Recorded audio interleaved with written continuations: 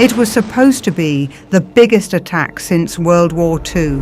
At least, that's how Donald Trump framed it to the public. But behind the bravado at the White House, a much uglier reality was colliding with presidential ambition.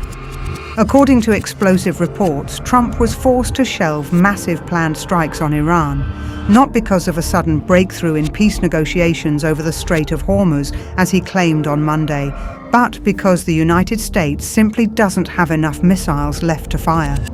The fallout played out like a farce at this weekend's Camp David summit. Trump reportedly confronted Secretary of War Pete Hegseth over critically depleted stockpiles, insisting he thought the munitions shortage had been fixed.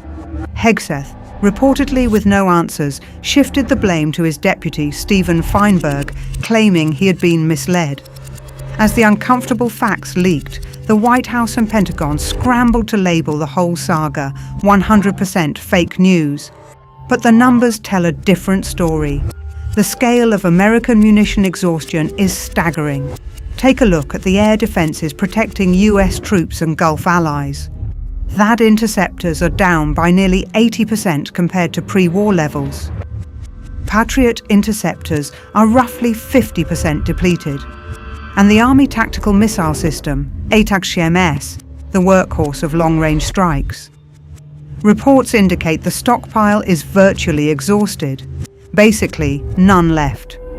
In the opening month of the Iran conflict alone, the US burned through over 850 Tomahawk cruise missiles, 1,000 air defense interceptors, and 1,300 ATACMS.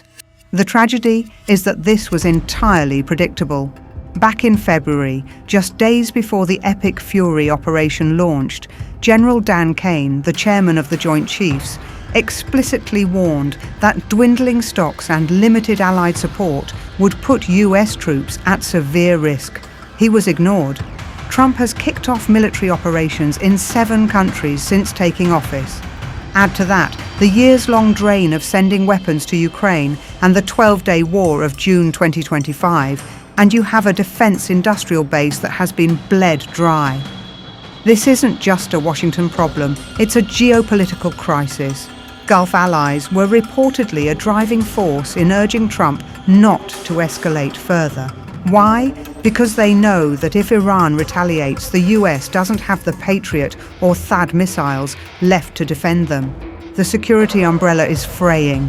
The Pentagon is now scrambling, trying to set up co-production lines with Japan, Australia, the Philippines, and Germany. But critics warn that rebuilding these inventories will take years. The illusion of American infinite military power has been a cornerstone of global stability for decades. But in the space of a few months, that illusion has been shattered by stark arithmetic. You cannot project global hegemony on an empty magazine. Until Washington realizes that firepower is a finite resource, the gap between Trump's rhetoric and the Pentagon's reality will only grow more dangerous.